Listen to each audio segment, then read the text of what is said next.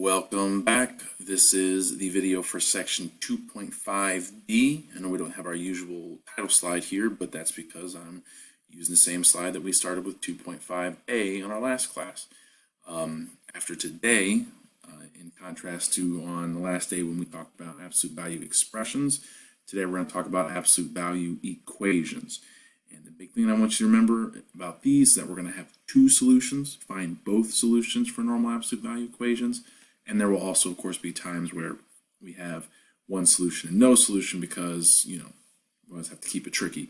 But the key thing to remember is two solutions, always be looking for, both of our solutions here, okay? Let's jump into it. Here is our basic absolute value equation. We have the absolute value of x equals 12. Now, if we think back to what absolute value means, absolute value is the distance from 0. And if we think about, how a number line works, okay, if we picture here 0 in the middle, well, if this is 12 away from 0, then so would this direction also be 12 away from 0, okay? And so we end up with these two things, a positive case where a positive case and a negative case, okay, right? Positive case, we're 12 away this way. Negative case, we're 12 away this way on the number line, okay? That's a little visual to think about it. In the positive case, if we think about the inside of the absolute value bars, that could be 12. Absolute value of 12 is 12, because 12 is 12 away from 12. That's our positive case.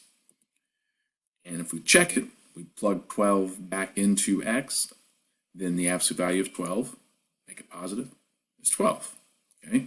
Now, the negative case, that's if the inside of the absolute value bars was negative 12, because the absolute value of negative 12 is also 12, okay? So because of the way that absolute value works, we get two solutions, a positive case where the inside is positive and a negative case where the inside is negative, okay? So far so good. Okay, jot this example down. This is the definition slide, even though it's not really a definition, but this is just setting up what it is we're going to be doing, okay? We're going to figure out what happens when the inside is positive. We're going to figure out what happens when the inside is negative. That's how we're going to get our two solutions. Okay. Here's a more standard problem, something more like what we're going to see more often. We still have the positive case. We still have the negative case. And the positive case is relatively easy. All we have to do is drop the bars and solve it, okay? We literally just get rid of the two absolute value bars and solve like normal, because that is assuming that the inside stays positive, okay? Absolute value of 12 is 12. Absolute value of x plus 3 is just x plus 3. So we just assume that it's going to come out as positive 12. Now, to solve this, we solve like normal. Subtract 3 from both sides. X equals 9, and that ends up being our first solution. And I'm going to stress checking in this section. You should always check your answers, but I'm going to stress it in this one because, one, it's going to remind you to get two answers, and two, it's going to prevent some issues on some of the trickier problems that are going to show up later. So always check your answer. Now, to check it, plug 9 in for x. Absolute value of 9 plus 3. What's 9 plus 3? 12. Absolute value of 12? 12. It works, okay? Now, for the negative case, we have to figure out what happens if the inside equals negative 12, okay? If x plus 3 equals 12, absolute value of 12 is 12. But if the absolute value of 3 equals negative 12, that's also going to work. That's our negative case. For this one, I'll oftentimes say, drop the bars, flip the sign, and solve, okay? Now, x plus 3 equals negative 12. Subtract 3 from both sides, just like a normal one-step equation. We get x equals negative 15. Plug it back into the original. Negative 15 plus 3 is negative 12. Absolute value of negative 12 is 12. So you'll see that this one also works. Remember, definition of a solution is value that makes it true. Absolute value equations generally have two solutions, okay? That's it. All right, drop the bars and solve for the positive case. Drop the bars, flip the sign, and solve for the negative case. You're solving simple equations, but you've got to remember that part of the setup, okay? Let's try this one. If you're feeling confident, you can pause the video and try it on your own. If not, I'll walk you through this one as well. We have the absolute value of x minus 5 equals 5. Positive case, drop the bars and solve. Just get rid of the absolute value bars and solve it like normal. Add 5 to both sides, x equals 10. Plug it in to make sure it works. 10 minus 5 is 5. Absolute value of 5 is 5. Okay? Good. Negative case, drop the bars, flip the sign, and solve. Add 5 to both sides. X equals 0, right? So we got rid of the absolute value bars. Flip the sign over here to make it negative 5. Add 5 to both sides. Negative 5 plus 5 is 0. X equals 0. And yes, 0 can be an answer. I know we don't think that it can be, but it can be, okay? And you know what? When you plug it in, you get 0 minus 5, negative 5.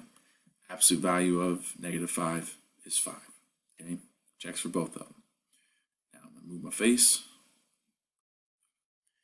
And this one's a little trickier, but not much, okay? It's going to be a two-step equation. This one, if you haven't already, actually either way, pause the video and solve. Donkey Kong Country 2 Diddy's Kong Quest.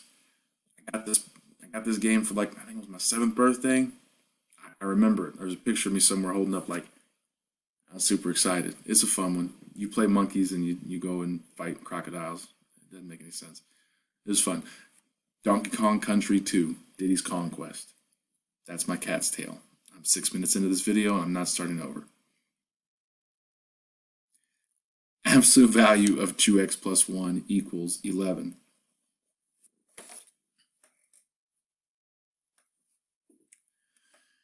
Drop the bars and solve for the positive case. 2x plus 1 equals 11. Subtract 1 from both sides. Divide both sides by 2. You end up with x equals 5. Negative case. Drop the bars, flip the sign, and solve. So you're dropping the absolute value bars, make the 11 negative 11. Subtract 1 from both sides, divide both sides by 2, x equals negative 6. And as always, check your answers. 2 times 5 is 10, 10 plus 1 is 11, absolute value of 11 is 11. 2 times negative 6 is negative 12, negative 12 plus 1 is negative 11, absolute value of, there we go, absolute value of negative 11 is 11, okay? Now, this is the bulk of what we're doing in section 2.5, okay? 90% of our, well, let's say 80% of our problems work just like this. Drop the bars and solve, drop the bars, flip the sign and solve. The next ones, we're gonna add our first wrinkle. So you might wanna pause the video, maybe click over to the homework, find a few of the problems that work like this. I wanna say the first 4 or 6 problems are reviewed from 2.5a, and then they start looking more like this. So maybe pause, try a few of these, and then come back to the video before you go too far. Move my face here, and we'll start again. Now, this next one is called isolating the absolute value. Now, one of the first steps to solving any absolute value problem is you have to make sure the absolute value bars are by themselves, right? Isolate the absolute value bars. If you look at the previous problems, there's nothing else over here on the left with the absolute value of x minus 5, nor with the absolute value of 2x plus 1. However, this one, now we have the absolute value of x, but then we've got this minus 7 on the outside. We can't do what we did before when we have that minus 7. It'll mess everything up and you'll get half the answer wrong and it's going to be bad news, okay? So the first thing we have to do is we have to add 7 to both sides to get the absolute value bars by themselves. We have to isolate the absolute value. Add 7 to both sides, absolute value of x equals 12. Now, it turns out we've already done this problem. It's just coincidence again because I'm bad at making random numbers, but positive case, negative case, check both of your answers. And you'll notice when I check my answers here, I check them in the original problem, right? 12 is my x, so plug 12 in for x. Absolute value of 12 is 12. 12 minus 7 is 5. negative 12. X equals negative 12. That was my negative case. Plug that one in. Absolute value of negative 12 minus 7 equals 5. Absolute value of negative 12 is 12. 12 minus 7 is 5. Remember when I said I wanted to stress the importance of checking your answers on these ones because it'll catch mistakes? This is it. Guess what kids mess up? They mess up two things. Number one, they forget the negative case. That's the first thing, but that's the biggest thing we're trying to learn. After they've mastered the negative case, they get to these problems and they forget to isolate the absolute value bar. So they just do absolute value of x minus 7, drop the bars and solve, drop the bars, flip the sign and solve. You do that, you'll get the positive case right. You will mess up the negative case. So I'm telling you how to do it wrong so that you don't do it wrong, okay? Make sure you do this step. If you're taking notes, pause the video, put a circle around this one, star next to it. It's not a harder or easier problem, but it's easier to trip up on. So make sure you're isolating that absolute value bar. Similarly, and I'm going to move my face again here. There we go. We have 3 times the absolute value of x equals 15. Same thing. We have other stuff with the absolute value outside of it. We have to get that to the other side of the equal sign. So we divide both sides by 3. Absolute value of x equals 5. Once that's done, it's relatively easy, right? X equals 5 or x equals negative 5. Drop the bars and solve. It's already solved. Drop the bars, flip the sign, and solve. It's already solved. Plug them both in. 3 times the absolute value of 5. Absolute value of 5 is 5. 3 times 5 is 15. 3 times the absolute value of negative 5. Absolute value of negative 5 is 5. 3 times 5 is 15. Okay? It doesn't add any mathematical challenge. It's just one more thing we have to remember to do to not accidentally slip into the wrong answer. So please be on the lookout for stuff like that. These isolate the value problem, absolute value problems are just a little extra tricky for just that reason. Okay? Told you guys it's going to be a long video, but we are almost done. 2 special cases. Absolute value of something equals 0. Okay, anytime this happens, something fun happens, it's going to actually make your life a little easier. Still drop the bars and solve. So absolute value of x minus 3 equals 0. So x minus 3 equals 0. There's your positive case. Add 3 to both sides. X equals 3. Check your answer. 3 minus 3 is 0. Absolute value of 0 is 0. In the negative case, drop the bars, flip the sign, and solve. But when you flip the sign for 0, you just get negative 0, which is just 0. So it would be the same thing. So there is no real negative case. You only get one solution. This was not going to show up a ton. It might not be on the homework at all, but I always like to highlight it because, you know, Algebra 1, we're dealing with multiple types of solutions. Usually we're used to having one solution. Now all of a sudden I'm saying there's usually going to be 2 solutions, but there is this case where there can be one solution. So I like to, you know, get you ready for it. And then of course, if there can only be one solution, son of a gun, I wonder what this next one will be. Absolute value of 3x plus 4 equals negative 4. Well, let's check. Is the absolute value all by itself? Yep, there's nothing multiplying up front. We're not adding anything to the back. This is just straight absolute value. The temptation will be to try and do the positive case, negative case, but absolute value can never be a negative number.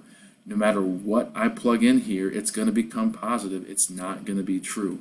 This is another one of those times where I really encourage you to check your answers, because what will a lot of kids do here?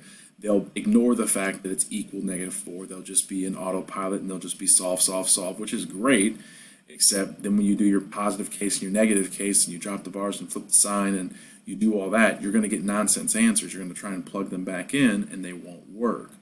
If that happens, it's no solution. If you do all the math correctly and you're still not getting a true answer, that's no solution. But even easier, keep an eye out for that negative sign on the right side. If it's equal to a negative number, it can't be. Absolute value bars cannot give you a negative response. It's against the definition. All right, I'm using free software and I got 30 seconds left. So log off of here, get your homework. It's going to be handwritten, so, you know, write, separate sheet, picture, the whole deal. You guys are used to that by now. If you have any questions, get at me right away. Otherwise, you guys should be good to go. Donkey Kong Country 2, Diddy's Conquest. I love you guys. Thanks for watching.